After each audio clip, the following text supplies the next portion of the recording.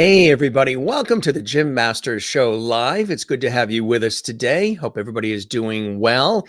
Yes, it is Saturday, and we are here for an early episode of our show. We actually have two episodes of our Entertainment Lifestyle Talk Show series designed and created just for all of you, our fantastic Lovity viewers, and those of you maybe joining us for the very first time. It's a pleasure to have you here today. Hope you guys are doing well. Hope you're having a beautiful day. It is Saturday afternoon, 3 p.m. Eastern, noon Pacific. We have, again, two shows today. We have Dr. Barbara E. Milton Jr. joining us today. She's an extraordinary author, clinical social worker, and actually a dear friend. I've known her for a long time. She wrote this absolutely beautiful book and has an inspiring story that's going to uplift all of you as it has me. And I think you're really going to fall in love with her. She's a very warm, loving, welcoming, spirited person, a dedicated professional in, the healthcare industry, and wrote this very, very touching book that we're so honored and excited to have her share with us on the show. She's going to join us in just a minute. Tonight at 7 p.m. Eastern, 4 p.m. Pacific, Hollywood legendary actress, film and TV star Dee Wallace is going to be with us as well. Of course, she starred in E.T., The Howling, The Hills Have Eyes, and countless other movies and television shows. She's with us tonight. So it is double Lovity. When most people are off on the weekends, kicking back, relaxing, we are here working, still delivering incredible entertainment and lifestyle talk show episodes for you. We started this show almost a year ago as a way to connect and to create and to empower, inspire, and have a good time. It's, of course, born out of my work as a TV and radio personality, presenter, host, journalist, actor, writer, producer, stage MC, voiceover artist. I've done this work for a long time on TV and radio and stage. And people told me for years, Jim, why don't you just create something like this, an entertainment lifestyle talk show series? And I've always been so busy. I was never really having the time to be able to put the time into it that I would want to do it. There's a certain way I want to do it.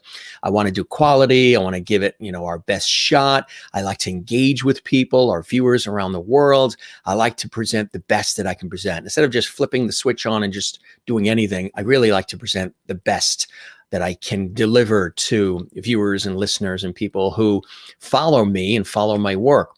So finally, last year, we had an opportunity to do that when things were slowing down just a little bit. And I wasn't flying on planes on location to TV shoots and things. So I'm so glad we did it. This has really exceeded my expectations. The letters, the cards, the emails, the texts, the private Instagram, Twitter, and Facebook messages that you guys send along. Now we have a new Facebook group we created just for all of you called JMS Live Lovity Hall. It's on Facebook. A lot of people already hopping in there and they're chatting away. We love that. And I wanted to do that. I wanted to make sure we had a nice Lovity Hall group there for all of you. So we created it just a couple of days ago. You can check that out. We're on our YouTube channel as well at Jim Masters TV. I would really love it if you could subscribe to the channel. If you haven't, share the channel with everybody you know. I think they'll get a kick out of this entertainment lifestyle talk show series, and hopefully it'll make them feel real good. Not that every episode is for everybody, but there's so many episodes we've done, like 400 of them, with inspiring conversations, amazing guests, anything can happen moments, lots of laughs, and we always learn something. Like a traditional talk show of the past, the Dick Cavetts, the Johnny Carsons, warm, welcoming, good times, conversational, with a modern, cool vibe of today. That's what we do here all the time. And again, our regularly scheduled hours are 7 p.m. Eastern, 4 p.m. Pacific. We will be tonight with Dee Wallace. But right now, we've got a very inspiring guest and a dear friend joining us, Dr. Barbara E. Milton Jr. She's going to join us in 2 seconds. She's all excited. We're having a wonderful conversation. We're actually catching up. We met when our mutual dear friends, Rain Pryor, who you know, of course, is a dear, dear friend of ours, and Richard Pryor Jr., her brother. They are the son and daughter of the legendary comedian Richard Pryor. We're all friends. We've dined together. We've laughed together. We were in New York when Rain and Richard were on stage performing, and that's where Dr. Milton and I, or Barbara, we met each other and we hit it off. and the whole crowd. It was just absolutely fantastic. And we've stayed in touch ever since. So she's joining us in just a second. First, I'd like to toast all of our viewers. Now, you're going to hear the word levity bantered around a lot. You're like, well, what is this levity thing? I never heard that word before.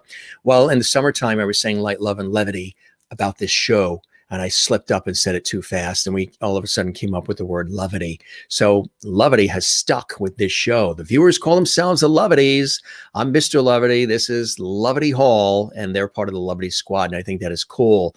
We've got some nice Java, some nice coffee in here from a mug that was sent in by Karen Campbell Green in Nova Scotia, Canada, one of our Levity viewers from Canada. Thank you again, Karen. We love this mug. It says, kind, generous, supportive, you. And I really appreciate this. It's nice to have a cup of coffee, in the afternoon when you're working hard. How is everybody? It's nice to see your smiley faces. Oh, you didn't think I can see you through that camera, huh? Oh, I can see you. Some of you are dressed up. Some of you are casual. Some of you were working outside in the yard and you have mud all over you. Some of you are still in your pajamas. Everybody's welcome. It doesn't matter. Like I say on this show, all zip codes, all income levels, all backgrounds, genders, religious views, political views. Everybody is welcome to the Jim Masters Show Live, where we're bringing back the lost art of conversation. Let's welcome some of our amazing viewers who we call Levities, who are joining us live. We do this show live just about every day.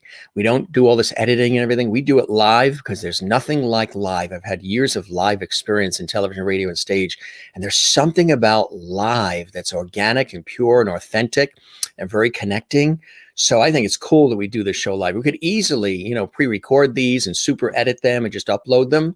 There's something about this live entertainment lifestyle talk show series and the feeling and the vibe that is really unmatched. And thanks again for all of the levity that you've been sending my way, telling me how much this series means to you. Crystal is in Connecticut. Hi, Jim and everyone. Happy Saturday. I hope you're having a fantastic weekend. Looking forward to an amazing show with inspiring conversation and levity. Absolutely, Crystal. Good to see you here. And of course, we welcome all the Levities as well. Maureen is here, who also works in the healthcare field in the hospital. Hello, Jim and my Levity family. I woke up today feeling very blessed to have another day on this big blue marble. Perfectly said. And spending time with everyone in Levity Hall is a bonus. We love when you're with us, Maureen. They're in beautiful Arizona. We also have Mary Bishop tuning in from Florida, one of our other Levities. Hello, Jim and Levity friends. Good to see you, Mary. We love when you're tuning into our show. You are truly a Levity. She says, hello, Jim and Levity friends. Kathy Shorts here from Cleveland. Happy Saturday, Jim and Levities, on this beautiful, sunny afternoon. We have some rain coming tomorrow. It's a little cloudy here in the northeastern United States, but keep that sun and maybe send it east to us. Good to see you, Kathy. And Lena's here. Hello, Jim and Levities. She's in Italy, live from Italy. We love the fact that she watches from Italy. That's so beautiful. Kay is here as well. I love it. Double hearts, double Levity. We said today it's double Levity because we have 2 episodes of our show today. Kay Osborne, welcome to the show. Anybody watching on our YouTube channel, again, we would love it if you subscribe to our channel, Jim Masters TV. We have over 400 episodes of our incredible series. We do this series every single day. And click the notification bell so you don't miss any of our amazing content. We do this series. We also do an inspiring Masters Mantras series, which are quick verbal and visual inspirational videos that I've been doing for years on my Facebook pages and then added them to our YouTube channel. Elaine Watson is here, and Elaine is watching. Good to see you, Elaine. Welcome to our show. It's beautiful that you're here. Dante is in San Diego, California. Beautiful place to be. Hello, all Levities. Sorry, I'm a little late joining. How is everyone? Hi, Mr. Levity. Hope you are well today. Welcome to Levity Hall. Thank you very much, Dante. Good to see you. The Clubs is here. Welcome. Mary Bishop is toasting as well. Oh, boy. Toasting. We love it. Good to see everybody. Welcome to our show. This show is designed for you as a place for light, love, levity, entertainment, fun, and so much more. My exciting guest, and I say exciting because she's a beautiful person, Dr. Barbara Ella Milton Jr., PhD, clinical social worker, clinical supervisor, social work educator, child welfare advocate, activist, social media producer, resilience expert. She's been in really an impactful social change agent for the wellness of at-risk youth and so much more. She really is a beautiful person, and I want you to see her. She's going to be with us in just 2 seconds, but there's a photo of her that I just absolutely love, and that one there. And here's a nice version of it saying, I love that. Look at her smile.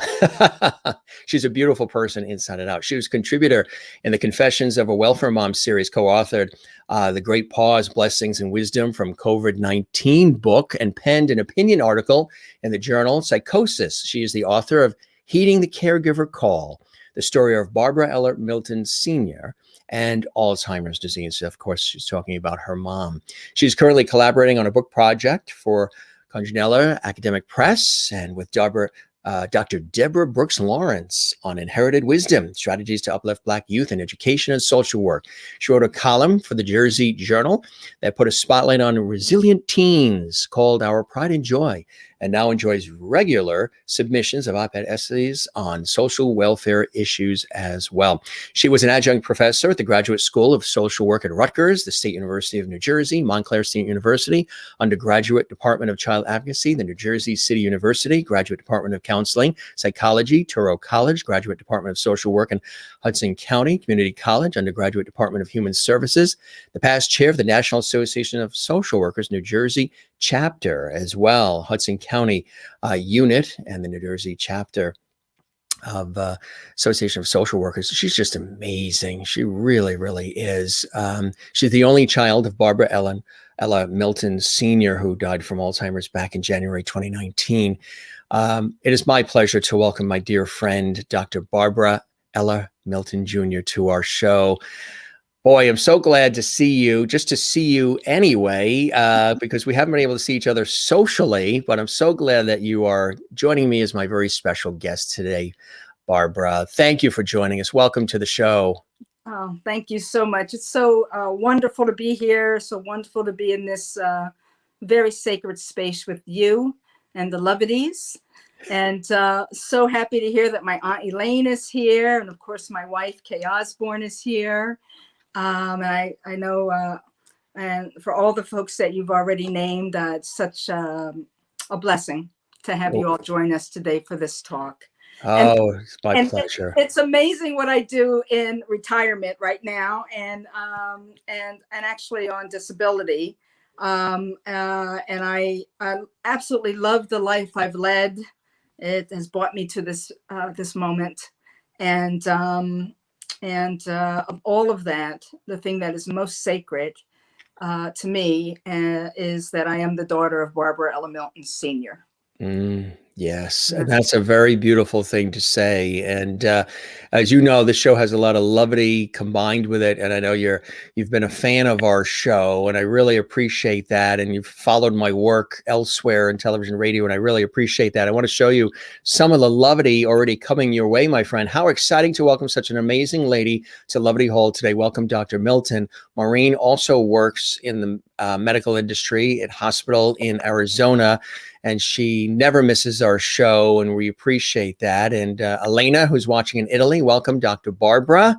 And Kathy Short in Cleveland says, welcome, Barbara. Nice to have you here with us today. That's love from Cleveland, Ohio. Lily is here, Lily YT, and she says, hi. And Juanita is watching in South Africa, one of our regular Levity viewers. Hello, Jim and Levity Squad. Welcome to the show, Dr. Milton.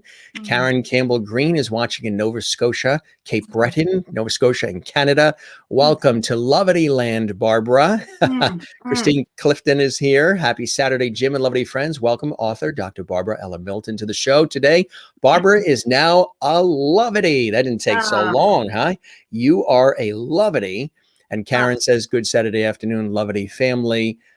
Just some of the levity here on the show. Dante says, and he's in San Diego, welcome, Dr. Barbara. You are now a Levity. So welcome to Levity Hall here on the Jim Masters Show Live. How have you been, my friend, especially during, oh, here's another one. Vanessa Broomfield is here. Hello, Barbara, from your family in Texas. Welcome, Vanessa. We love having everybody here, folks discovering our Entertainment Lifestyle Talk Show series for the first time, and our regular Levity viewers merging as well. Rashida Jones is here. Hi, Barbara. Love your book. Thanks for joining us, Rashida Jones. Welcome to our show. And we'd love it if you guys all subscribe to our YouTube channel. That helps the show and the channel as well. How have you been, Barbara? I want to show people the very first time we met, we were at, again, a wonderful and very funny evening with our two friends there, Rain Pryor and Richard Pryor Jr. And you and I were there, and we had a ball. We hit it off right away, and it was such a beautiful evening. And how are you? How have you been, especially during this crazy time of the pandemic and all? How are things going for you? Well, thank you so much for asking me that. Look, if I wasn't feeling good, I sure feel over the moon right now. Right? I mean, that's what convening a space of love will do for you. And I'm so glad you put that picture up of us meeting that beautiful evening at the Metropolitan Room with our two dear friends. And I remember the first time I met you, and I just said, like, there's such a light and love that exudes from you. And to watch all that you've done locally and around the world, and how you convene these very special experiences for people to connect, to live and learn, and to get love, and it's just been beautiful to witness. So thank you so much for inviting me here today to share the story. You asked me how I am. I want to say I have come from a place that was difficult to arrive at where I am today. And that has to do with medical challenges. It has to do with changes in my family, losing my mom. It has to do with going on disability and giving up the career that I worked hard to build, and to adjust to a new life as life shows up today for me, with all its limitations, still finding the joy in it, still finding the blessings in it, still finding passion, purpose, and mission, despite everything that's going on. And so I'm feeling good today. I'm feeling good. And I'm excited about meeting all these wonderful people and sharing the story and sharing some of what I'm doing and what I'm up to right now. Tell us about this wonderful relationship with you and your mom. Tell us a little bit about your mom. There's a beautiful photo right behind you of your mom, which is also, that photo is on the cover of the book.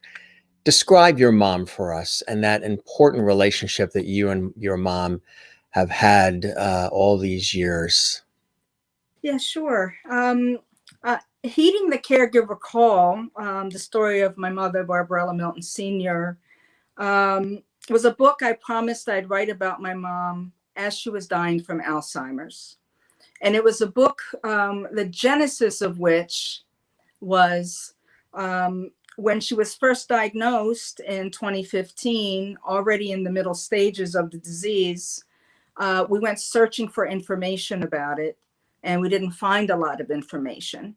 And we especially didn't find a lot of information about people of color, women of color, lesbian women, of which my mom is a lesbian. And so the apple didn't fall far from the tree, because I too am a lesbian. So she said in that moment, very early on, we need to tell this story to people, right? So my mother's eyes on me was that she knew that I was educated. She herself only went to the 3rd grade. She was one of 11 children, and she was the eldest daughter, growing up in Camden, New Jersey, to my grandmother, Ethel Watson. And she became parentified very quickly as the eldest daughter.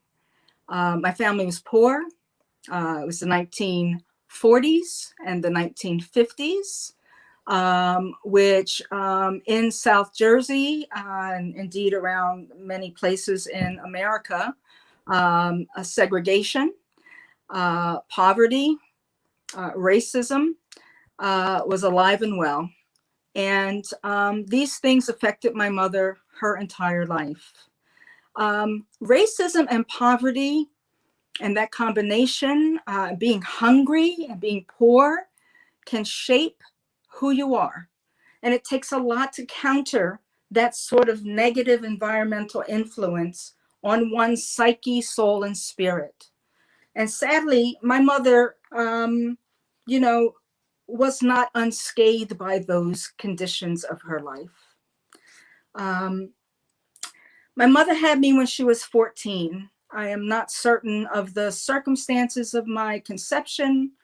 I know that for any teenage mother, it is quite a haul to go from adolescence to having a child and being a parent. Enormously stressful, enormously difficult. And I always say this, it partly shaped who I am as a social worker and why I chose to work with children and adolescents and families. When you aren't born in love, that does something to the relationship between a mother and child. When a child is conceived in love and wanted, that's a different trajectory for a child and for the mother-daughter bonding and the mother-daughter relationship. That was not our story. That wasn't our story. Mom was 14. Mom, in fact, was sent to a detention center for girls after she gave birth to me for 6 months as a penalty, because my grandmother at the time, I mean, they were receiving some assistance. This was when social welfare laws were archaic. And again, this helped to frame why I took on this as a field of study. Right. Yeah. So anyway, you know, it was difficult upbringing, difficult taking on the mantle of motherhood and parenting. And that shaped our relationship for a whole lot of years. So it wasn't, I always say to people, it wasn't the Cosby family. It wasn't warm and fuzzy. My mom was tenacious. She was hardworking. She was a scratcher and a survivor. And she made a way out of nothing. She made a way out of nothing, came from nothing and made something, owned her own home, owned her own vehicles, had a social life. She had amazing skills in athletics with her hands. She could take a car apart and put it together again. You know, Yeah. she was wounded by the environment because she sacrificed everything for me to get educated, and she herself, whom I thought was brilliant, whom I thought was so smart, who was so wide-eyed and curious, but opportunities were outside of her reach, and she never felt her worth and her value. Now, this is the milieu I grew up in. Yeah. I grew up with a woman who had unrealized dreams and potential, but who made a way and didn't know how to love and be a parent in the beginning. And that colored our relationship from the age of my birth until I was 17 years old and even beyond. So at the time Mom needed help from me, we were not in the best, having the best relationship. I describe it in the book like this. It was as if we were two boxers when we had to encounter one another. We had gotten used to functioning as a mom and a daughter, checking in, regular phone calls. Mostly I initiated them. We knew the safe topics to talk about: her bowling, her card playing, family matters. But anything encroaching on emotions, off limits. She wounded with words, and so did I. That was the dance we were in. It was fairly toxic. But yet, we never, ever walked away from the connection we had to one another biologically and as a mom and daughter. I give her credit for that. I give myself credit for that, because lots of families have parents and children who totally separate. Those are sad, unfortunate cases. But we never, ever totally walked away. And I had enough good experiences in my childhood that that were sort of guideposts that could bring me back to her. Trips to Atlantic City to buy St. James saltwater taffy together. Yeah. Listening to hundreds of VHS tapes in her car on the way there from Camden to Atlantic City. Yeah. The lessons she taught me, going out to restaurants, the concerts, Michael Jackson at the Philadelphia Spectrum Arena. Right? There was enough of those things that were like, okay, even though I didn't get my emotional needs met, even though there was other kinds of negative experiences in my upbringing that caused me to have anger and resentment towards her and others, we had enough to stay connected. Yeah. So we did stay somewhat connected. So that's how I'll frame how we came to this moment of her needing her only child, me, to show up for her when she bucked her pride and said, I need help. Now, so, and again, we're living fairly separate lives, her in South Jersey, me in North Jersey, intermittent contact, especially around holidays, functional, obligatory, some, if you will, connections, trying to get whatever kernels of love we can get in those moments. And then when it got too painful, we both separated and went our ways until the next encounter. That's how I would describe the relationship between me and Mom prior to the call in the fall of 2015. So when this came to pass, where now she was falling ill, and as the only child, there was choices. We all make choices in life, and some could have chosen to go in the other direction. Some run to the person, and some do it intermittently. You obviously stepped up and cared for her and showed love and compassion and guidance and support, which is, truly the essence of who Barbara is. Where did you think that came from? Obviously, you had to, pull that from your own reserves, your own resilience. When you're getting into a situation where there's a loved one, a family member who's ill, who needs care, taking on the role of a caregiver is a gift and a curse, because obviously you have to put your life on hold in many different ways, but also it's very grueling, emotionally exhausting, financially draining, and all of those different things you always hear about. And I've talked to a lot of caregivers over the years who have said things like, well, Jim, they never really focus on the caregiver. They focus just on the person receiving the care, which makes sense. You focus on the person receiving the care, but it's a very emotionally and physically, financially, all of it, draining scenario oftentimes for the caregiver, because you are sort of, at the beck and call almost 24/7 in case you get a phone call or something happens or somebody falls down or whatever goes on. So you are pausing your own self in certain ways to do it. Where did you find the strength, the resilience, the desire to say, this is what I'm going to do. It's the right thing. And this is what I want to do for my mother. Yeah, I wrote a chapter in the book called Duty. I know. It's an incredible book. I read it from cover to cover, and thanks for sending it. It's a beautiful book. It's a book people are going to refer to, not read once and put away. It's like a coffee table reference. It's a book you keep going back to, and each time you go back to it, you find more little things you missed the first time. It was a heavy lift, and there was an ever unfolding accumulation of experiences around caregiving, around the way the disease manifests itself. It was an extraordinary journey.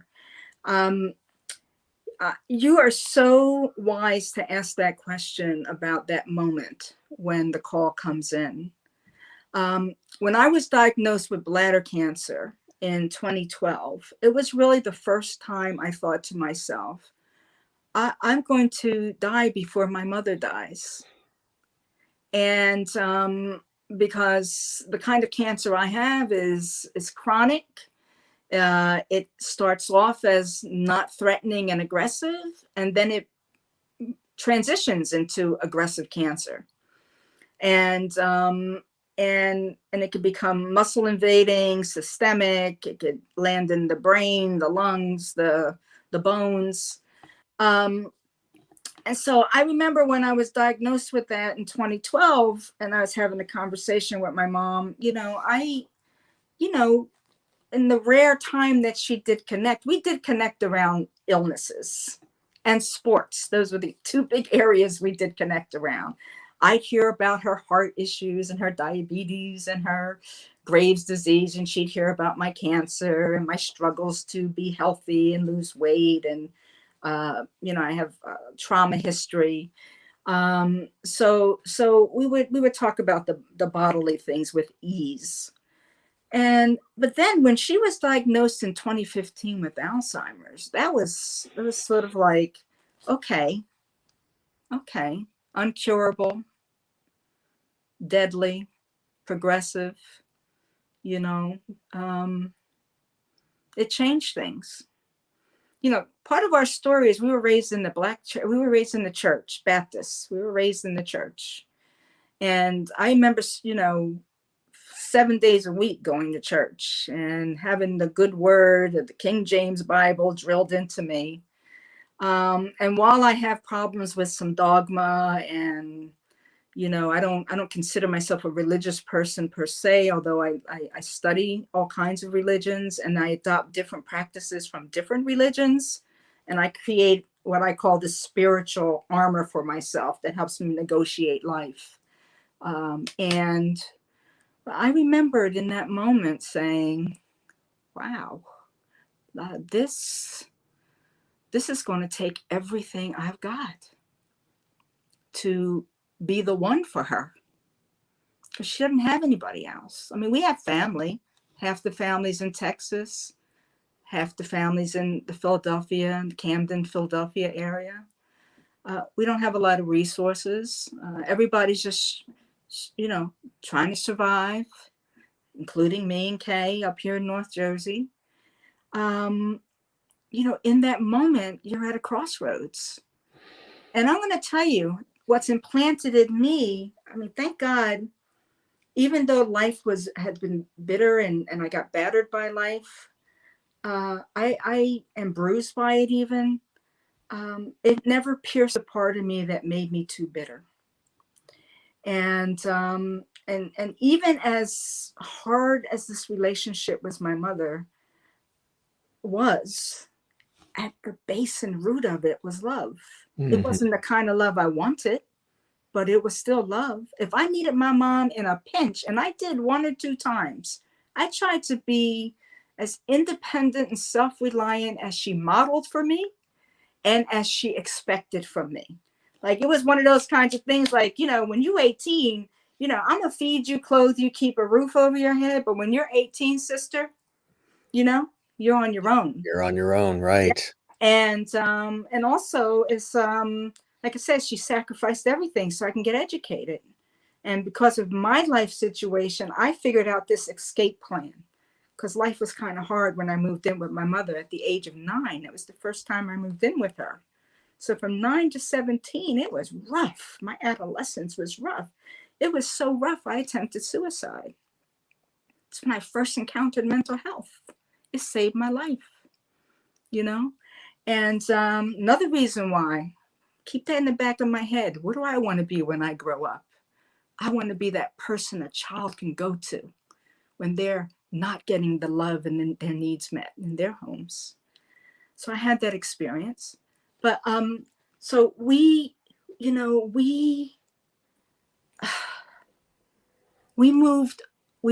through it, my mother and I. And I knew I could count on her when I really needed her. And I said, in this moment, she really needs me, and I got to Right. show up. Mm-hmm. But then what I learned was you can't provide care and love to a person who is whose mind is being ravaged by this dreadful disease with resentments in your heart. You can't do it. You can't do it. It just hurts you more than that person. And I also knew that given my health status with this cancer and the way my life goes, where I have a surgical procedure every 90 days, the doctors find cancer, they take it out of me, they do biopsies, depending on what the stage is of the cancer. I do chemo or any other kinds of treatments. So I'm in this rhythm of life separate of taking on this enormous task of inheriting my mother's entire life. Was she aware that you were struggling with cancer? Yes, yes, yes. This was like I said, 2012. I was diagnosed with cancer. So she was aware, yeah. Yeah, and even when we took on the responsibility of managing her life and caring for her, she was in the middle stages when she was diagnosed. So she was forgetting things. She was she was this bizarre stuff was happening in the house, right? Garbage in the refrigerator. All of a sudden, the house isn't cleaned. She'd make weird phone calls to us and say things like, I just want you to know I took $3,000 out of the bank. It's in a Cheerios box. Remind me not to eat the Cheerios. Yeah, yeah, right, right. You know, or calling me on a Sunday and saying, "There's something happened in the world. I'm trying to pay my tax bill and everything's closed. There's something happened I didn't read about. You know, Right. Did I miss something? Yeah. I missed something, right?" So she was, so when we took on this responsibility, she even came to chemo with me at Sloan Kettering in New York City. And, she started inching toward being a little more reliant on me and Yeah. opening up little by little by little as she was starting to unravel emotionally and cognitively. And it was sort of this very interesting experience because she's raging, we're not connected. She gets this diagnosis. She's starting to exhibit most of the symptoms of this middle stage, forgetting events. She starts to withdraw a little bit, being a little more moody, argumentative, confused, bodily functions, bowels and bladder starts to a lot more preoccupation around those kinds of things. Her sleep was changing, and then the constant like, where's home? Like always standing up and saying, I got to go home. And we're sitting in the living room, right? So all of this is happening. And I think a part of her was her guard was coming down a little, and she started clinging a little more to me and wanting the help from me, right? This is when we started to transition from our old way of being with each other to more of this, like, the roles are reversing. She needs me to be more like, in charge, but yet I've got to respect the dignity and space. Yeah. Started drawing her in and including her more, taking her to appointments with me. I went to her appointments, all of her appointments with her, etc. So in that role reversal, a little more space for trust, opening up, letting go of the past, making peace with the past from both of us, trusting one another. That was the gift that came as I merged my life with hers. It's kind of amazing. That really is amazing. I want to show you a couple of comments that have come in. Elena in Italy saying, "Thank you, Jim, for inviting this amazing woman. I didn't know. I will read her book." And Maureen in Arizona says, "We were only 30 minutes into the conversation. Already I have such enormous respect for you, Dr. Milton. Despite everything, you were there when your mother needed you," which really is, and at a time when you also needed love and attention and support yourself from your own physical experiences. So resilience, strength, you had to call a lot from within and have that rise to the surface to deal with, any one of those things. Your mother with Alzheimer's, you with the cancer. Any one of those is major and can really knock us out. You're dealing with it all. Where do you think that came from within you? Look, I have, well, within me, like I said, I work hard on my spiritual fitness, hard on my emotional fitness, right? So I look, I'm going to go back a little further than me and mommy. Check this out. We just found out that we, on my mother's line, tracking our genealogy, we now have conclusive evidence that my great, great, great grandfather, William Milton, fought in the Union Army, is buried in Baranicus, Pensacola, Florida, and Baranicus Military Cemetery. We just found this out because my uncle during COVID down in Puerto Rico, my uncle Leonard, shout out to him, he may be here. He's, we all have projects during this great time out, right? So he's been doing genealogy. Found my uncle William Milton, sergeant in the United States colored troops fighting against slavery and to preserve the Union. Mm. Now, let me tell you something. I know about my mother's civil rights involvement and pride from her that I got with that. My grandmother and the things she did to support World War II as a seamstress. And now we have this evidence of my great, great, great grandfather going back that far to 1864.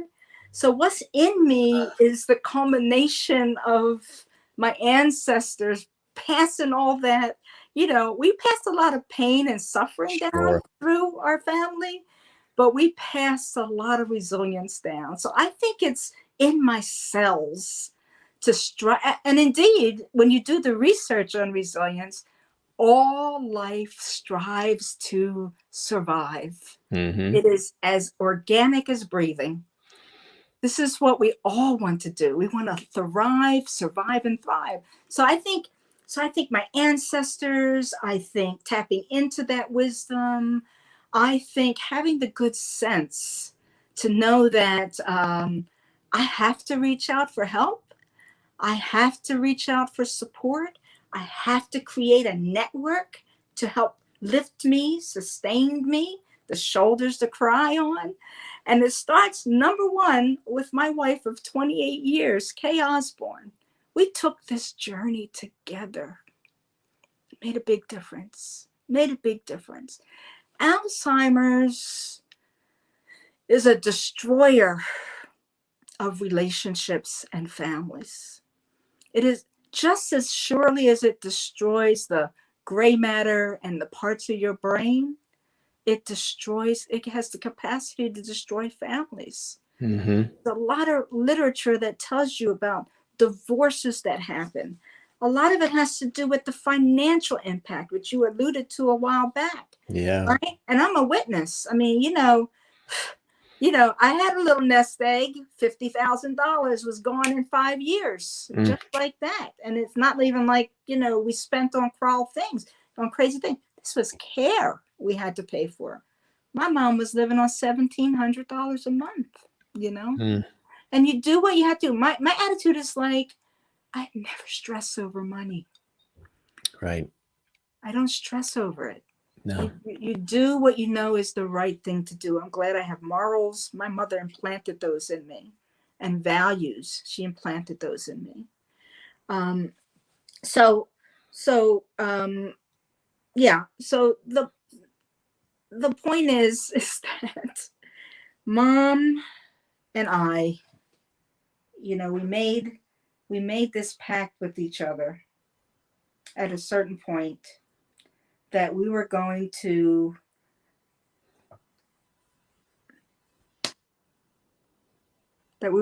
forgive and let go of everything that had happened. That we were going to forgive. And for a brief moment, I had the mother I had wanted. Talk about, what time can do in terms of healing. This is part of resilience as well. So part of resilience is sort of like you have to be patient and let things unfold as well. You have to be patient with yourself. You have to have grace and mercy with yourself as well, you know?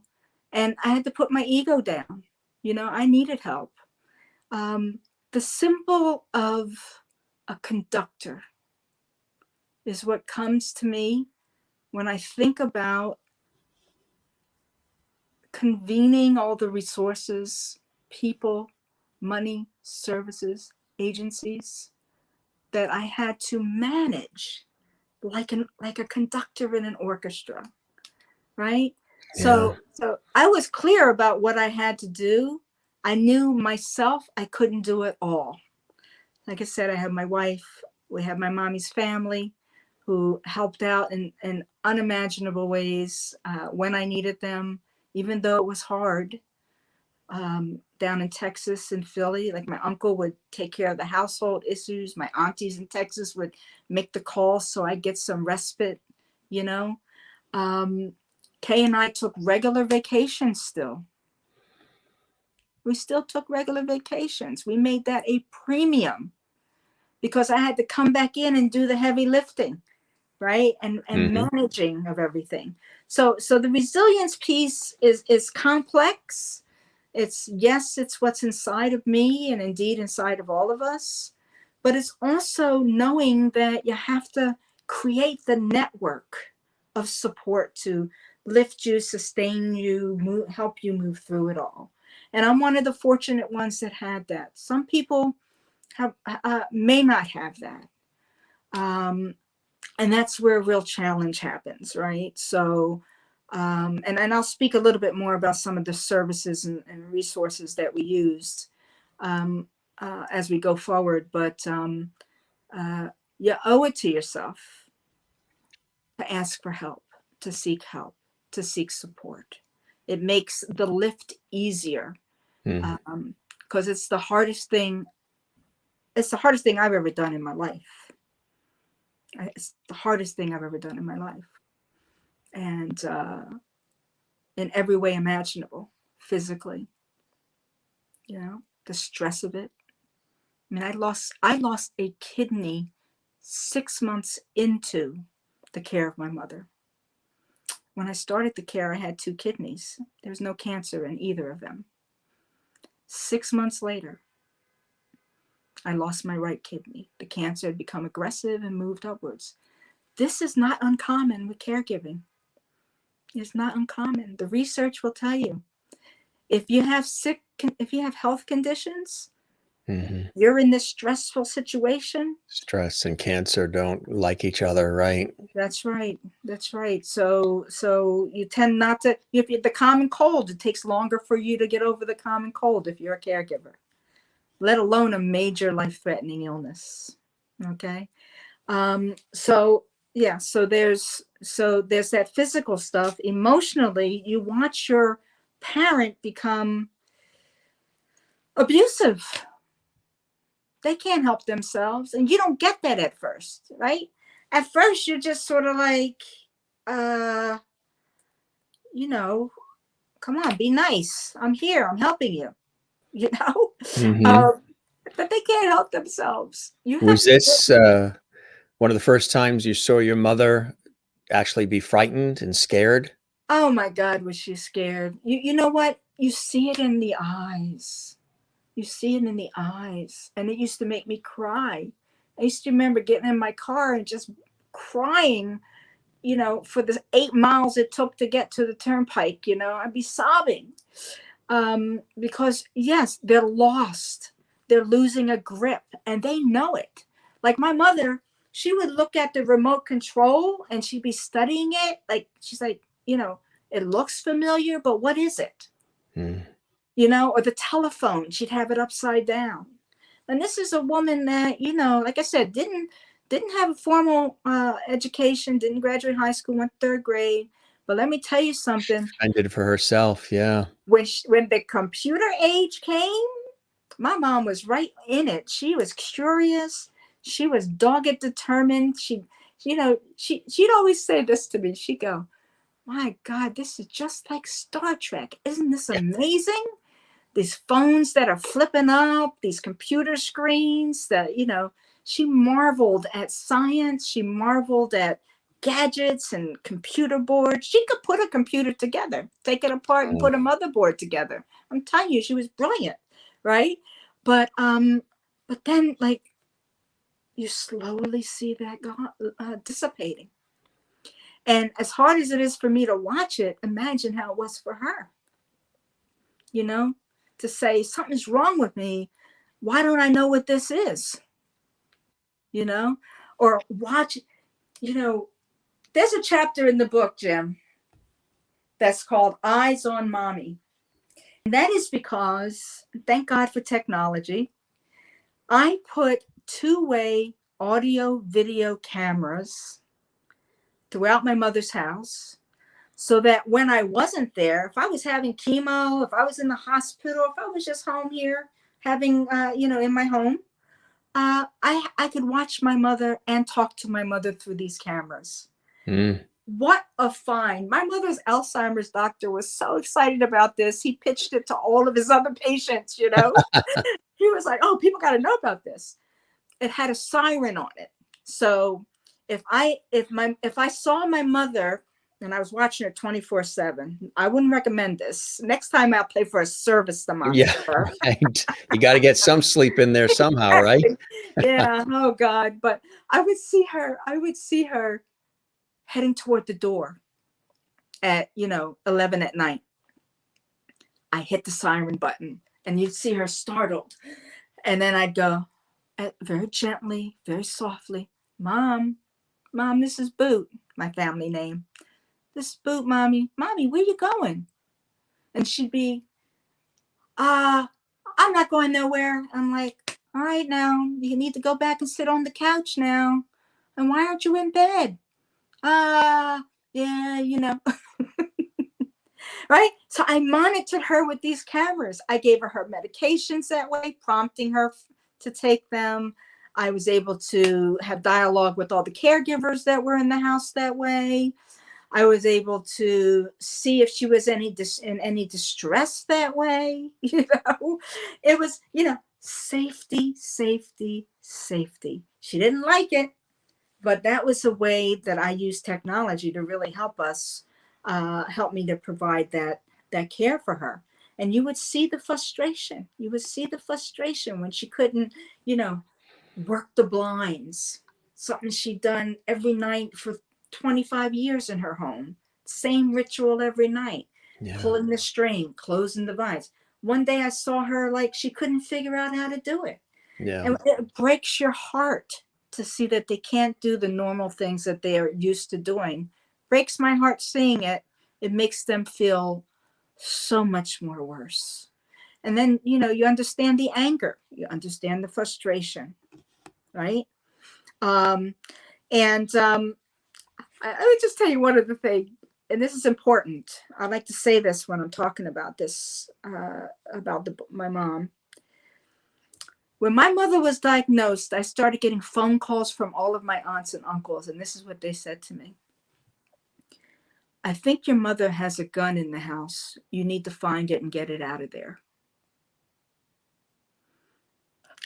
All right? I read stories about this as well. Listen, if your loved one is starting to lose their cognitive ability, and they have arms, weapons in their home, safety first. Get the weapons out of the house. That is so very important. And I asked my mother about it, and she said, "Oh, no, I got rid of that gun a long time ago." Lesson number 2, what they tell you isn't always reliable. Because many months later, we actually found the gun in her home. Mm-hmm. And let me tell you, it was chilling. It was chilling. It was a chilling experience. You had never known that she had that, right?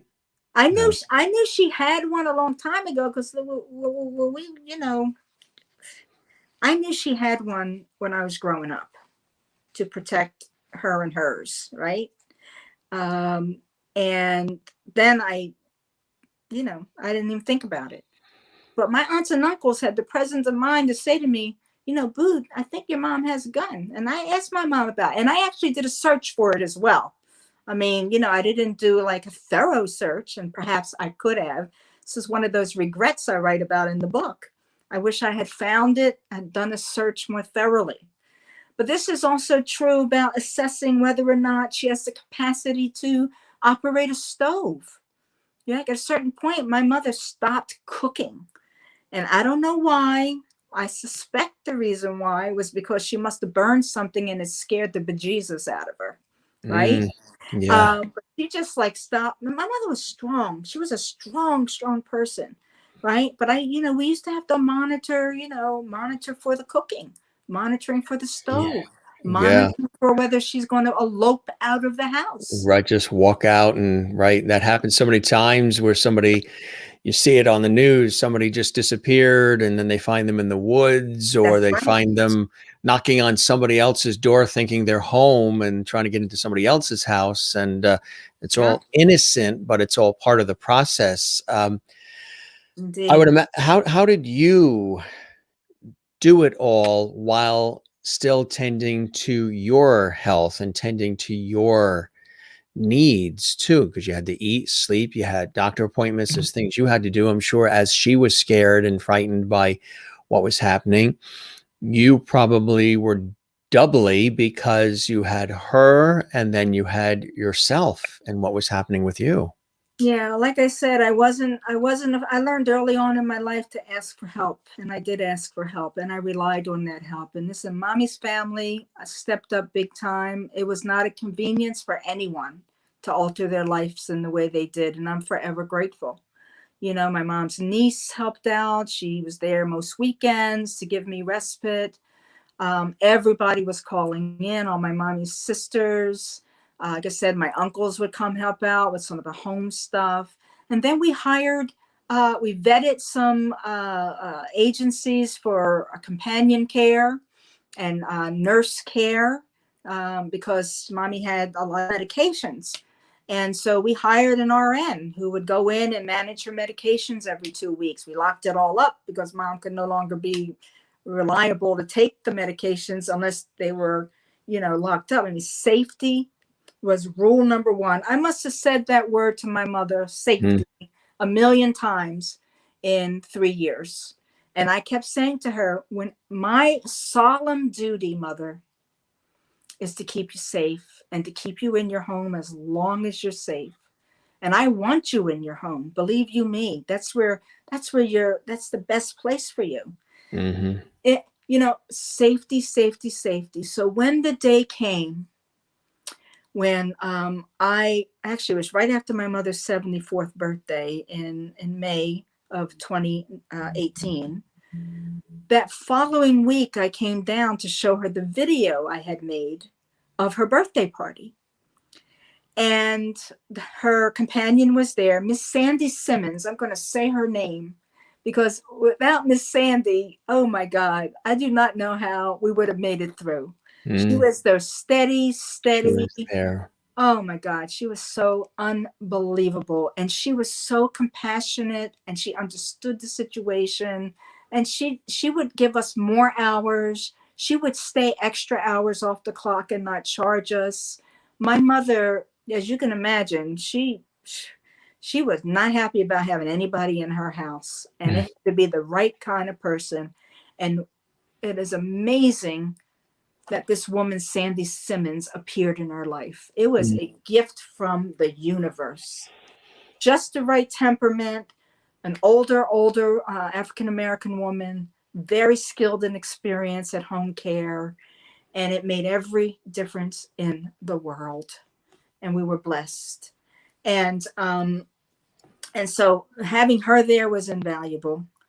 Miss So Sandy. that's important. Surround yourself with people and don't turn them away if they're reaching out to help, because you're going to need the help and the support and people that you can emote to, and because it gets emotional, and express to, and people that can roll up their sleeves and pitch in. Oftentimes people always say, oh, I got this, don't worry about it, I'm taking care of it, or they're very private or very reserved about what's happening within the family type thing. Yes. But there's only so much one can handle. And um, you mentioned several times that you reached out and didn't feel vulnerable, or there was no shame for reaching out. I know some people look in old school ways like, oh, it's shameful to even ask for help, I should do it myself, stiff upper lip and all of that. None of that works in these situations. You've got to reach out for help. And people also, a lot of people want to help, they want to reach out, and you should let them too, right? Absolutely, absolutely. I say this. I say all of the training I've had in my life as a professional social worker, I brought me to that moment with my mother. I knew how to ask for help. I knew what good help and quality care looked like, right? I knew what professional ethical care looked like. So, I don't know. Again, I have every reason to reflect backwards and say, my God, I walked the path I needed to walk to be there for my mother in that moment, in those moments, and to usher her through this horrid disease. What, Um, what do you think, when you look back, even before all of this, were some of those things that pointed you in the direction on sort of like your own life journey to become a licensed clinical social worker? What was it that attracted you to that? Did any of your own relationship with your mother, your experience growing up, point you in the direction of wanting to follow that path of that beautiful career and the work that you do and have sure, done? sure, absolutely, absolutely. Everything about my life landed me. I was going to be a medical doctor, all right. Except for at the university I was in, the chair of the biology department of my undergraduate college did her doctoral dissertation on the genetic superiority of white-eyed fruit flies when compared to brown-eyed fruit flies. You can't make this up. So this, so I was pre-med, and I would have been the second person to graduate from that university in pre-med. In other words, there were systemic barriers there Yeah. to me achieving that goal. There were roadblocks. That institution's come a long way since then. This was 1977, okay? Indeed, the whole world has come around Yes. to, Yes. it's, And it still is a work in progress. we're still Yes. working on it, but right. So I think racism colored a lot of it. Growing up in our family and seeing economic disparities, seeing, like, not understanding why if you drove over to another zip code, the houses were better, the grass was greener, there were more, parks, I mean, my consciousness was constantly getting imprinted as from my birth up until the point of that horrible experience in my first and second year of undergraduate school, in which point I said, I'm going to go to social work, because social work is about providing services and a voice for people on the margins.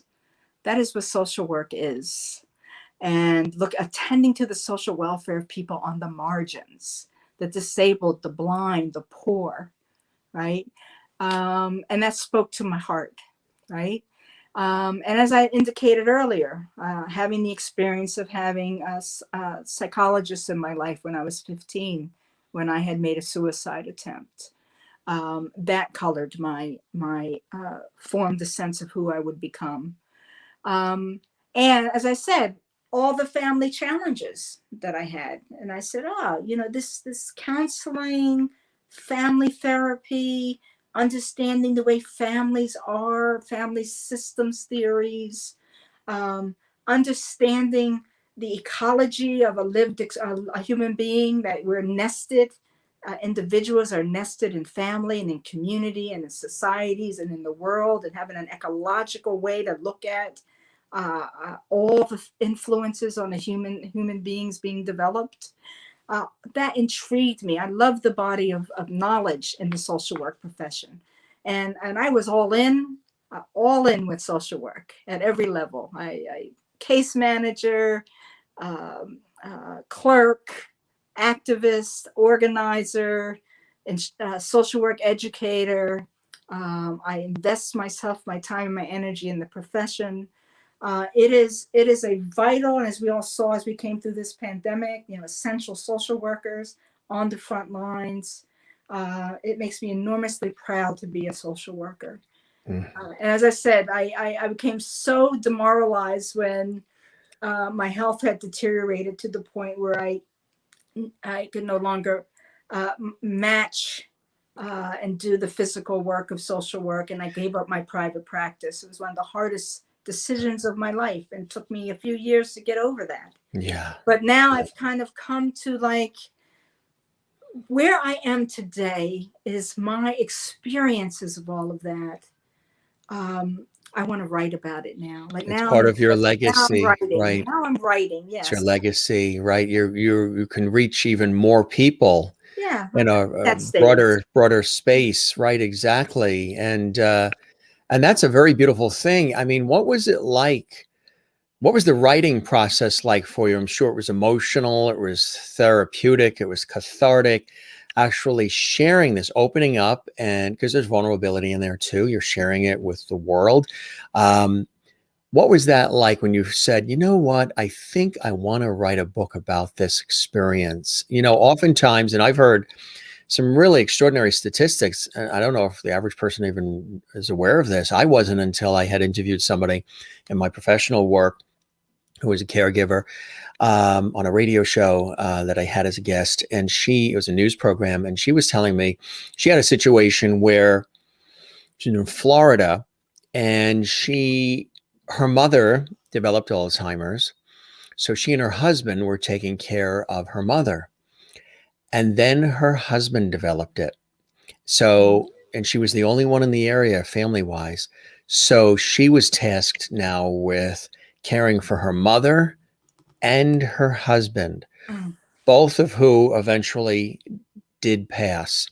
But mm, she was talking about creating a group in support of caregivers because the caregivers are often forgot about, and they have their own struggles, and the stress of it does create physical reactions, mental and physical, cancers and other things. And there's these statistics that, I mean, it's really a blessing that you're here, on this planet, considering what you went through with your cancer and have been dealing with, and being the only child caring for her mother with Alzheimer's. Because I know I've seen these statistics where it says oftentimes the caregiver passes before, and that's not even necessarily with cancer, just they pass before the person they're caring for. And with caring for loved ones who have Alzheimer's, the statistics are even higher,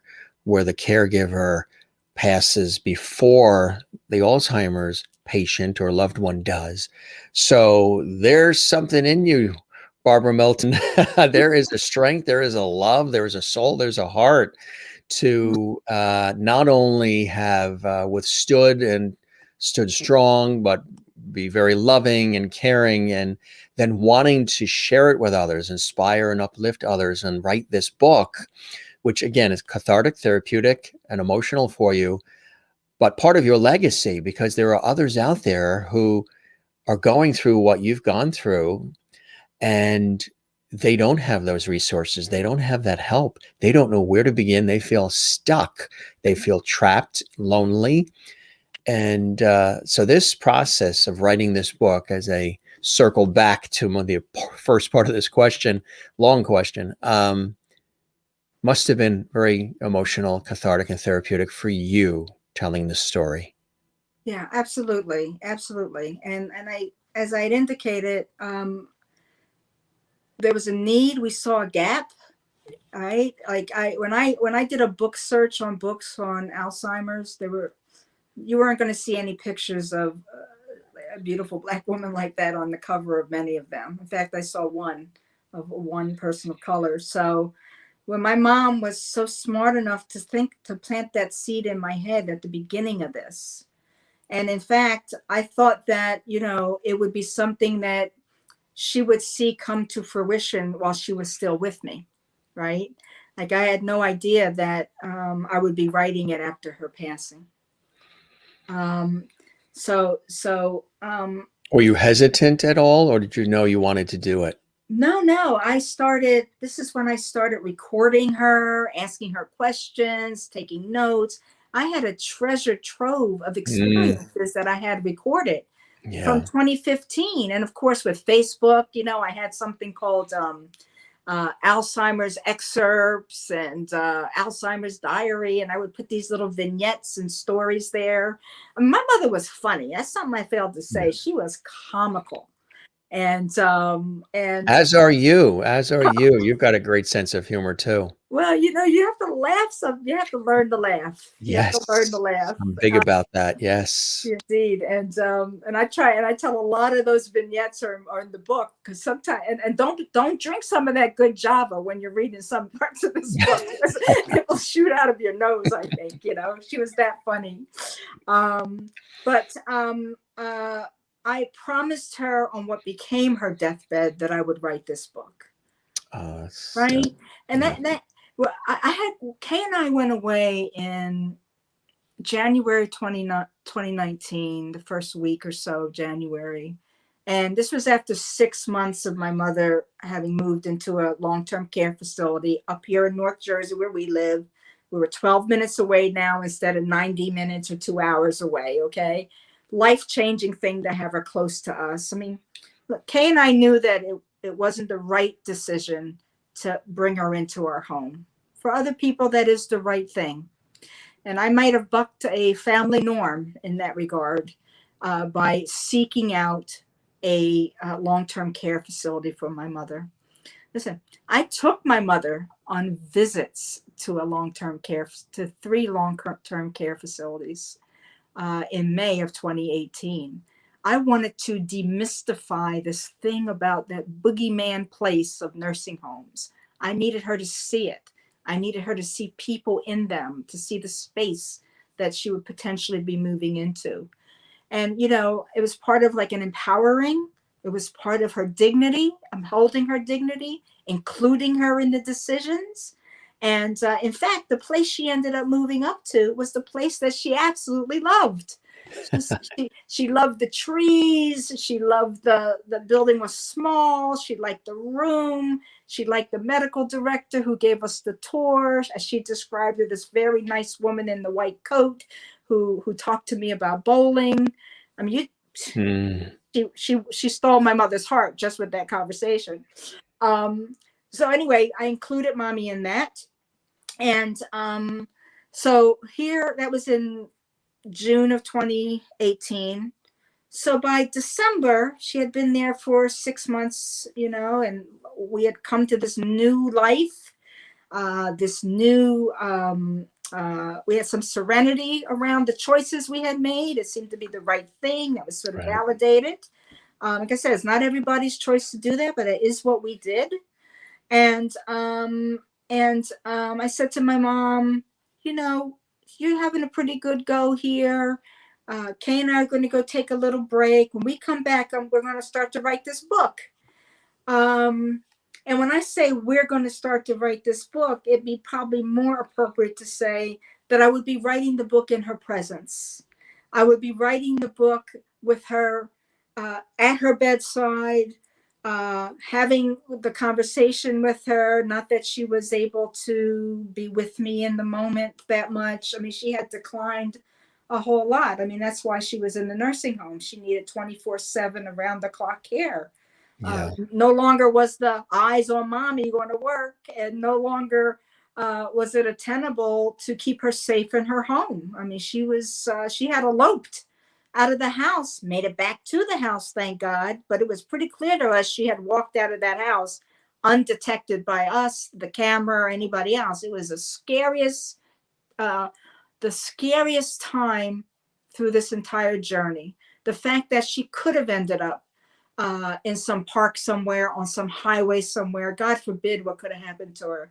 She clearly eloped from the house, and we clearly had to move her out of it. So here she is in this nursing home, settled in. We've got all those good relationships. We're showing up regularly. We're involved in team meetings. We're participating in all the holiday events. We're ever present. We're communicating. She's got this network of people, the other residents there that she's engaged with. They all have their way of communicating with each other. It's not how you and I communicate. For example, there was a woman that my mother befriended who spoke Russian only. And my mother would sit at the dining room table with her speaking a combination of her Russian and Pig Latin. Wow. And then she'd say to me afterward, I bet you, oh, you didn't know I knew how to speak Russian, did you, Boo? But they would have the most lovely conversations in that dining room, But anyway, we were ready now to, settled. Kay and I took this trip. While I was there, the idea of this book landed in my heart and my head. I created this book. It's called, I said, Heeding the Caregiver Call, Issues We Face, Feelings We Felt, Knowledge We Gained. I bought a blank diary. I printed out a picture of her and I, put it on the cover, took it to her on January 17th and said, Mommy, here's the book we're going to write together. And I have pictures of her, a whole series of pictures where she's holding this book. She's looking at it. I said, hey, how does that make you feel? I have this on video. She goes, this is good. This is good. And that was January 17th.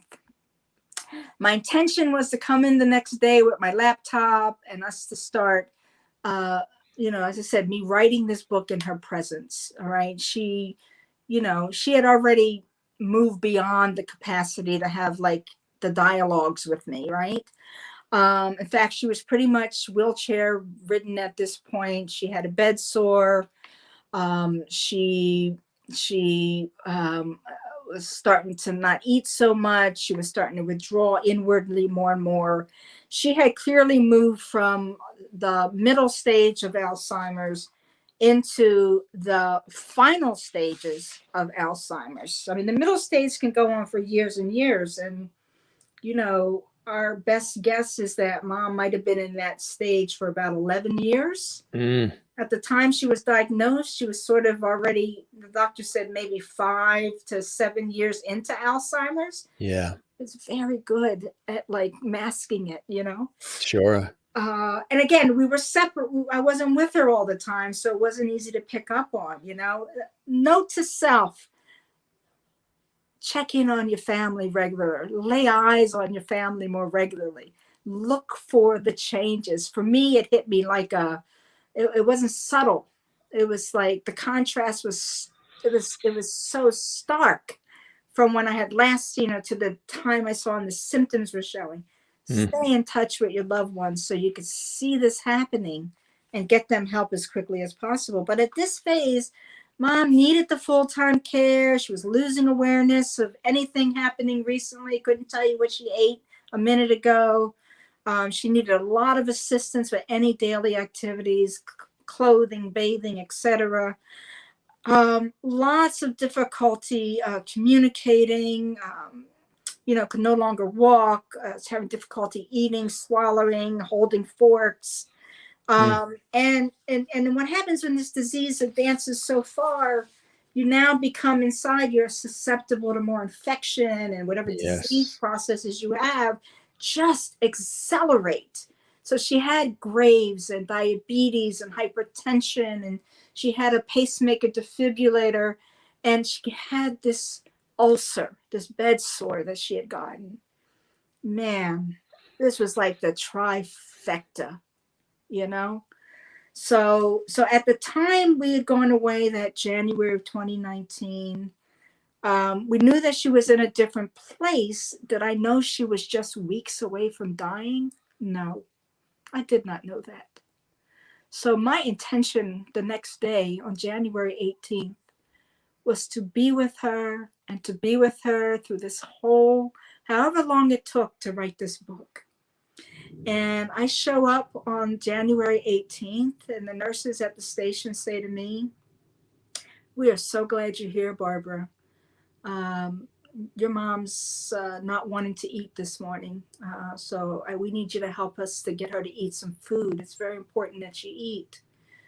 And, so I go into the room, and mommy's eyes aren't open, and she lets me take her hand, which is what we did most of the time doing at this point, holding hands. That was our primary connection.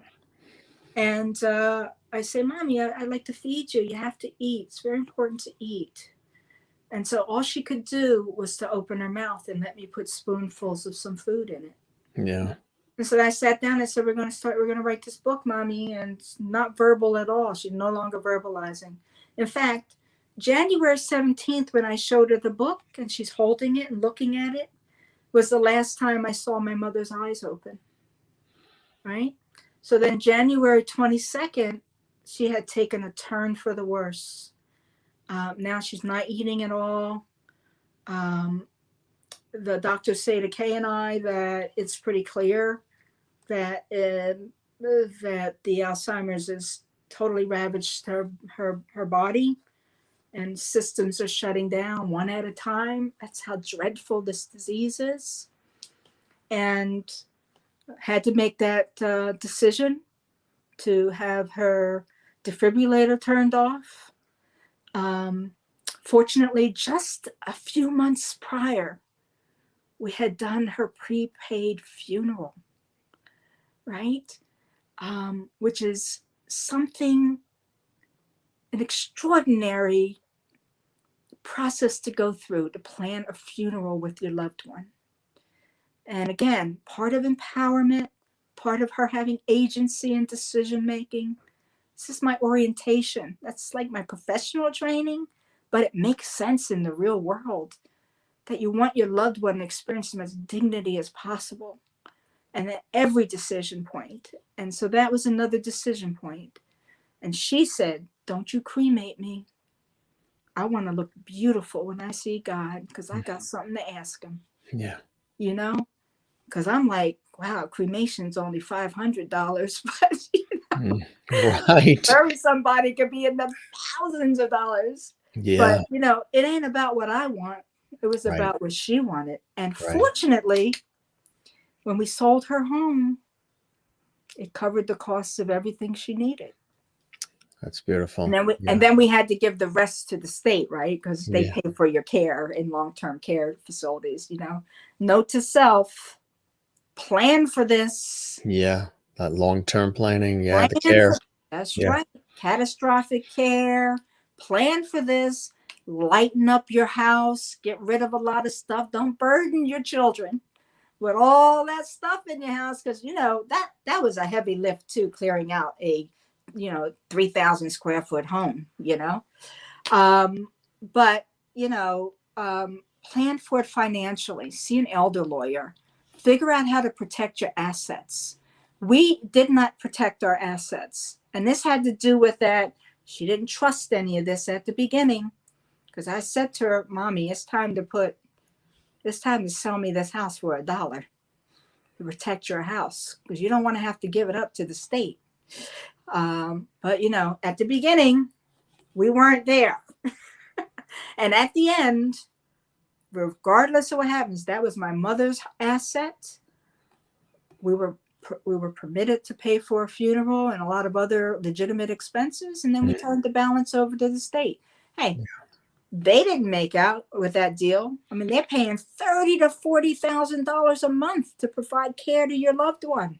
Yeah. It's an extraordinary social contract It really that is. we have in this country that we have to continue to advocate for keeping, because we all get old, we all get sick. And if you look at these numbers for Alzheimer's, the statistics, Jim? They're growing. Every 65 seconds, someone in the United States develops Alzheimer's. 2/3 of those that are diagnosed are women. 2/3 of those who are caregivers are women.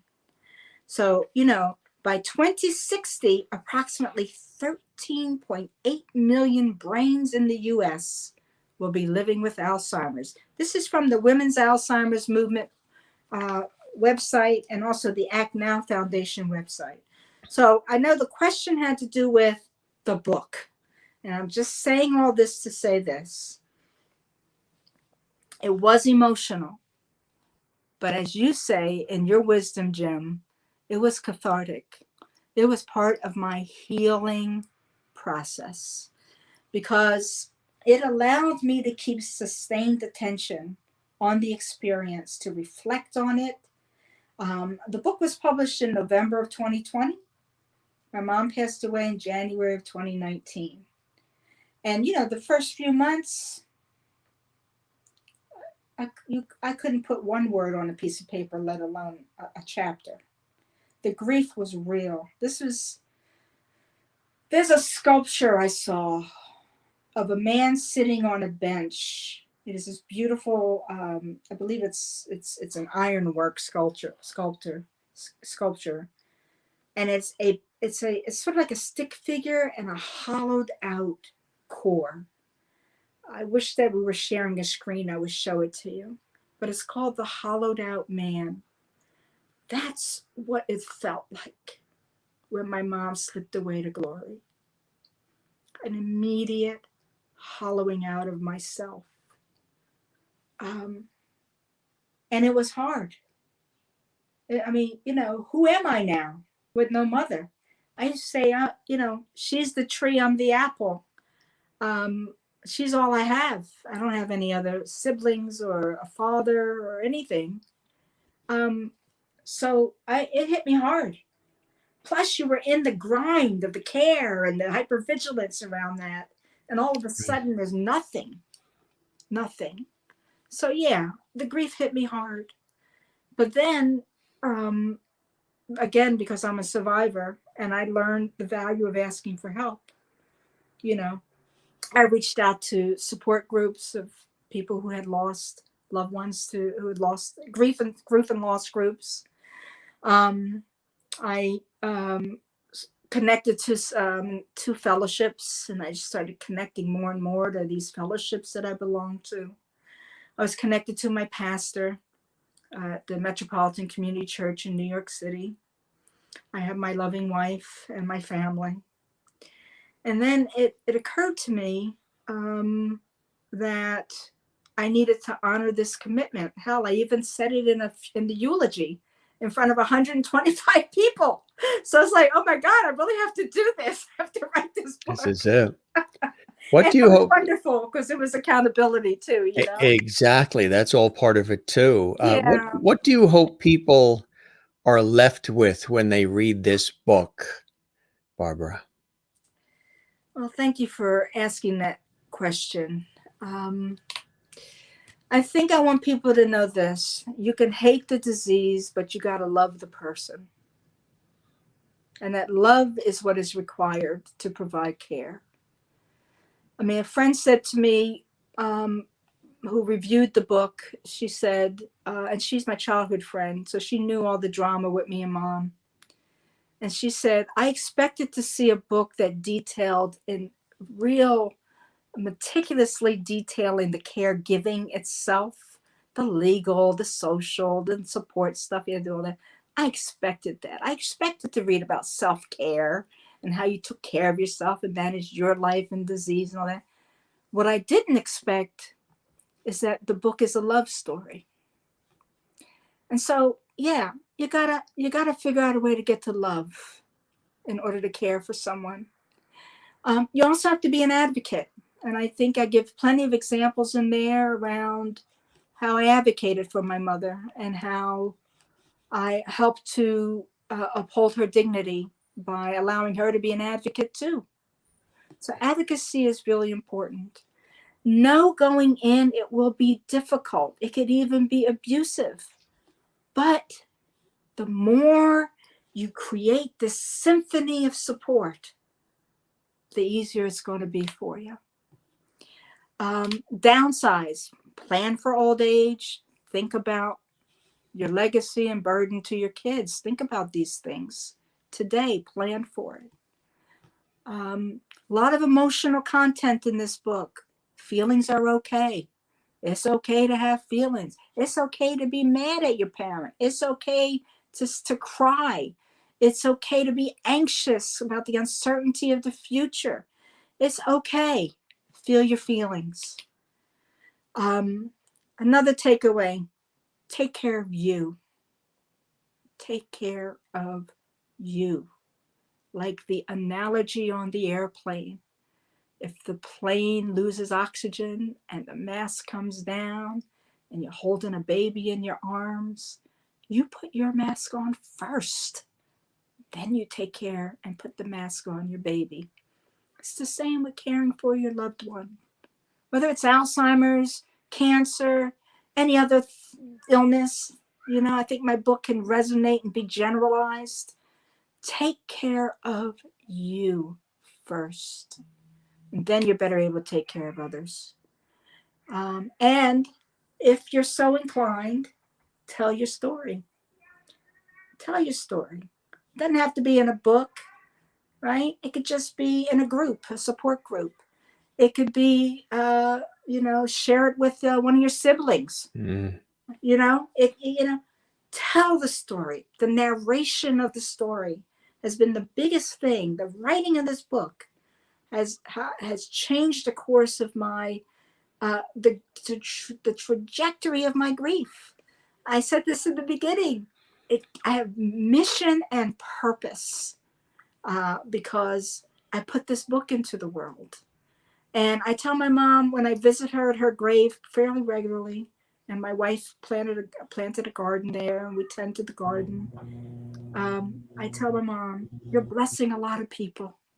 You're blessing a lot of people with your story. And I hope I made you proud.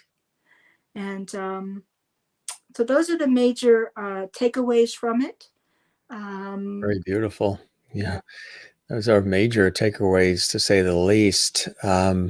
Where can people find the book? Where can they get the book, Barbara? Thank you so much for asking that.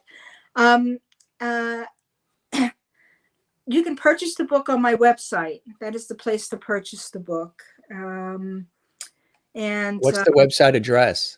It is it's www.drbarbara.e.milton.jr.lcsw.com.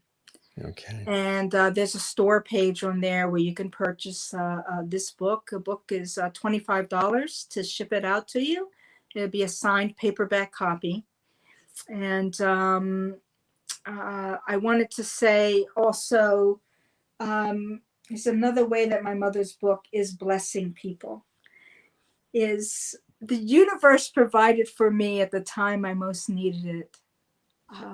A contact with the Act Now Foundation. I write a story about it in the book. It was the same day my mom was diagnosed with Alzheimer's. And I came from South Jersey back up to North Jersey to do a social workers meeting. And I encountered this woman who had just moved into the building where she and her partner had just formed the Act Now Foundation, which is an Alzheimer's support organization. The very same day my mom was diagnosed. Talk about, again, the universe giving you what you need. So we made a decision that for every book that's sold, a percentage and a portion of the sales would go to support the Act Now Foundation's Dementia Center so they can continue to raise awareness around Alzheimer's, provide support services to people affected by Alzheimer's.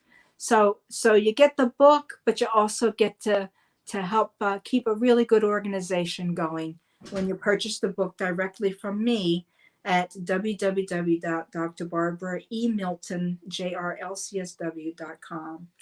And I would say one last thing is I decided also to start a podcast.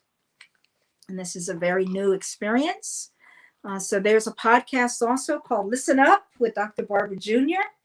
On Apple, Spotify, Google Cast. So that's a way people can connect as well through my YouTube, my Twitter, my Facebook, and my Instagram accounts, all Dr. Milton. Dr. Barbara Milton Jr. So those are the ways you can connect beyond today and get the book.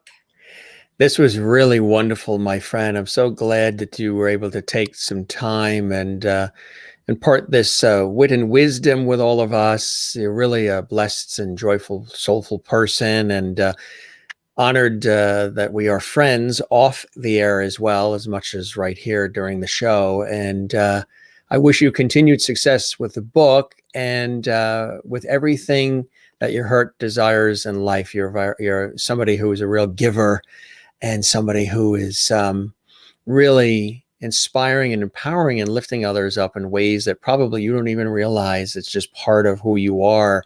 And we celebrate that here on the Jim Masters Show Live. And somebody else that's been listening along the way here too that celebrates it is George Burns. He loved it. He agrees. He loves levity. He loves levity. So George is here and George agrees as well. You are wonderful, my friend. I hope we get a chance to get together, obviously when we're able to, that would be a wonderful thing to do and break bread again and have some more good times. Thanks for coming on the show, Barbara. This was really a beautiful experience. And I know a lot of the viewers have responded as well. I want to show you some of the comments coming in here from Italy. Thank you so much for sharing your experience with us. That's Elena. Amy says, grief is a journey with no timetable. Exactly right. Maureen in Arizona says it's so difficult to deal with just providing comfort measures and letting a loved one slip into the arms of God. Mary says, I've been an Alzheimer's caregiver for years. It was wonderful to listen to you, Barbara. Very inspiring. I think that's very beautiful. Mary is in Florida as well, and Juanita in South Africa. You're the bravest person. My husband is the manager of an old age home in South Africa. They have a dedicated Alzheimer's wing, such an extremely difficult disease. Christine in North Carolina. Barbara, thanks for sharing these incredible personal stories. I agree with Maureen. So much respect for Dr. Milton. Already such an inspirational conversation. And then Maureen also concurred by saying, early on that it was only 30 minutes into the conversation and already such great respect. Faith Saunders, it takes tremendous courage to be so honest about your relationship with your mom, Dr. Barbara. Appreciate you. Some wonderful comments coming in here from so many people. And Roz says, I'm here too, Barbara. Does that make me a lovity? Absolutely. Anybody that's a viewer of the Jim Masters Show Live is definitely a lovity. And Maureen, again, who works in the healthcare industry in Arizona, I have no words for how touched I am by your story. Thank you so much for sharing your journey with your mother's disease with us and sending much love and tight hugs to you, Barbara. We've created a wonderful, beautiful community here on the Jim Masters Show Live. And I'm so glad you were able to bless us with your presence, my friend. And hopefully we'll be able to do it again real soon. I toast you. I toast you. I thank you. I love you. I appreciate this time with you today so much. And I too look forward to the time we can be together again. We sure will. We sure will. Let's do a high five. There we go. I hope the show met whatever expectations you had and you enjoyed the time with me as much as I certainly have with you. Beyond. And the Lovity community. I'm taking it all in and I'm going to exude it everywhere I go today.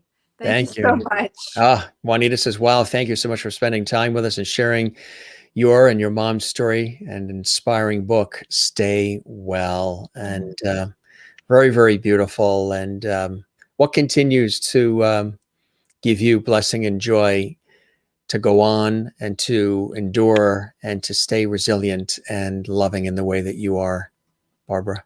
Hey, getting mega doses of love like this. That's what it's about. I'm taking it in, I'm breathing it in, and I'm going to exhale and share it with the world. That's what life's all about, really. You're 100% right. I concur. It really is. Share the lovity, right? Share the lovity.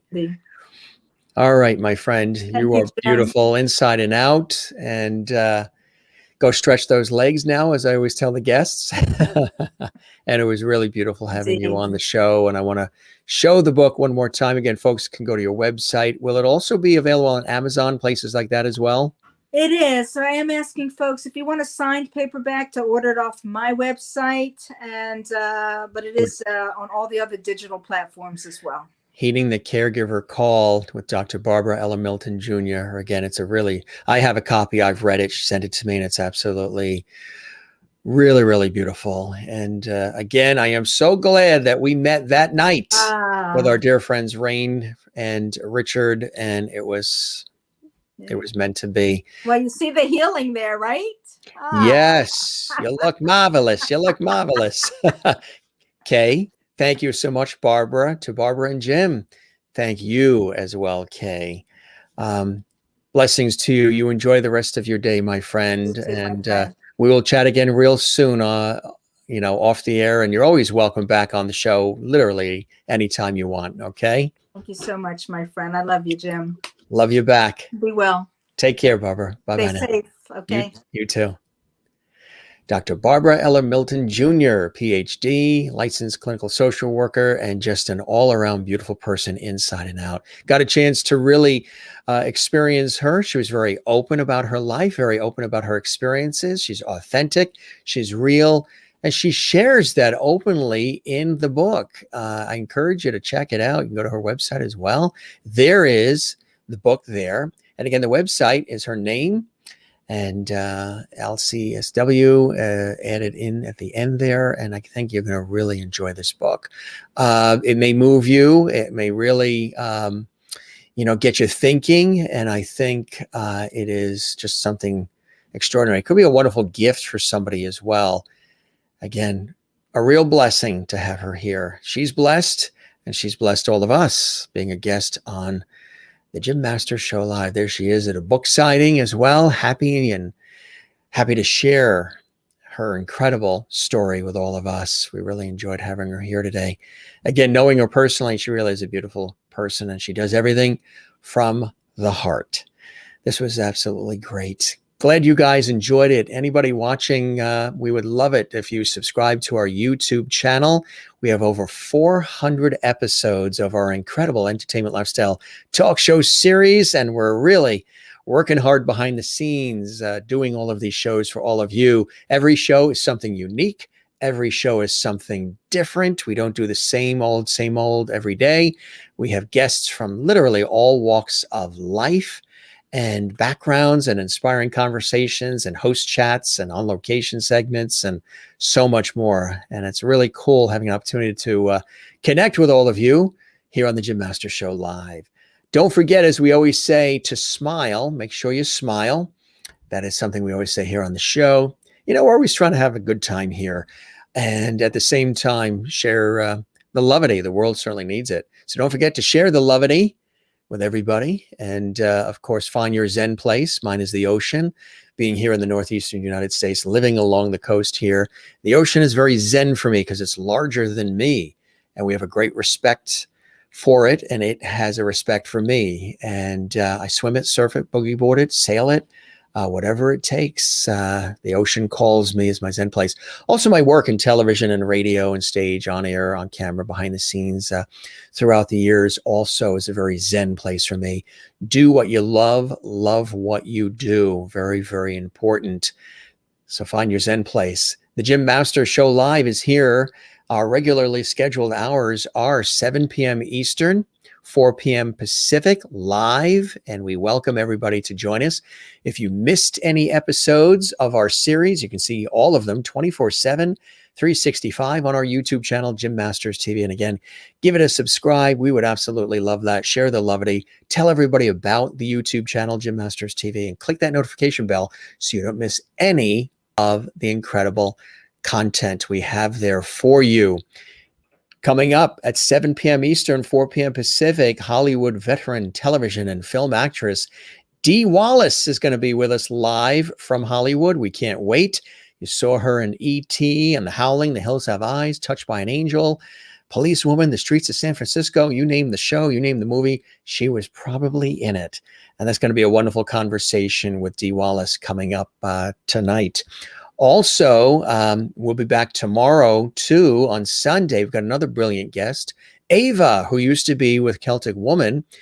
She's a brilliant Irish singer and songwriter. She's going to be here with us coming up at 3 p.m. Eastern, noon Pacific. That is on Sunday, and she'll be live from Ireland. She's going to perform live, and it's going to be absolutely fantastic. Going to love it. Coming up in future weeks, Patrick McEnroe, who of course is the brother of John McEnroe. Patrick is a wonderful tennis star himself and also ESPN correspondent. And we're going to have him as a guest. We can't wait. Nathan Pacheco is going to join us. Wonderful Brazilian singer and songwriter. Ryan Kelly from Celtic Thunder is going to be with us. And Lisa Kelly, wonderful Irish singer-songwriter who used to be with Celtic Thunder. And these are just some of the guests coming on the Jim Masters Show Live. As we always wrap, we always say, don't forget to love one another and love yourself. Not in an egotistical, narcissistic way. Just remind yourself that you have great value. I mean, Dr. Milton certainly shared that with us today, that you are important. Put the oxygen mask on yourself first, then definitely help others along the way. And always take a moment to relax and to breathe from the diaphragm. So vitally important. All right, gang, we're going to wrap up for now. We have some dinner, and then we'll be back in a little over 2 hours with Dee Wallace, live and direct from Hollywood. Christine says, this is truly an incredible story. I have so many friends that can relate to this topic and are going through parents with Alzheimer's. I'll send them this link. Barbara is a remarkable lovely. Thanks, Christine. We appreciate that. Spreading the word about our show, about the episodes, and this particular one as well. That's a beautiful thing to do. Everybody, you can share the episodes on our YouTube channel. Just share the link direct from our YouTube channel. We would love that. And don't forget to subscribe and, spread the levity, and more episodes coming your way. Over 400 episodes we've done thus far. Wonderful episode, Jim. She gives loads of very important information in her book. That's Juanita in South Africa. Maureen says, wow, what a beautiful soul Dr. Milton is. The world is lucky to have her. I agree. And when you're a friend of hers, it's an even added bonus. Vanessa says, much love. Thank you very much, Vanessa. And again, Kay, thank you so much to Barbara and Jim. And thank you very much as well for joining us, everybody. We love you all. Take care. We'll be back in a couple of hours, again, 7 p.m. Eastern. And that'll be 4 p.m. Pacific with the wonderful Dee Wallace. All right, gang, you guys are the very, very best. We thank you for everything that you do on behalf of the show, the comments, the support, the sharing, the tagging. Don't forget to join us in the JMS Lovely Hall Facebook page. You can also find me on Facebook, Instagram, and Twitter at all the usual suspect places, Jim Masters TV as well. So you can join me there. And we love it. There it is. Twitter, Periscope, Twitch, YouTube, Instagram, Twitter, Facebook, all at Jim Masters TV. All right, gang, we love you. You take care, and we'll see you if you're with us in a couple of hours, 7 p.m. Eastern, Dee Wallace with us. If not, we'll be back tomorrow as well. Keep watching and sharing the levity here on the Jim Masters Show Live. We love you all. You guys take care. Be well. Enjoy the rest of your day. We'll see you in a couple of hours. All right? Take care. Thanks for joining us. See you soon.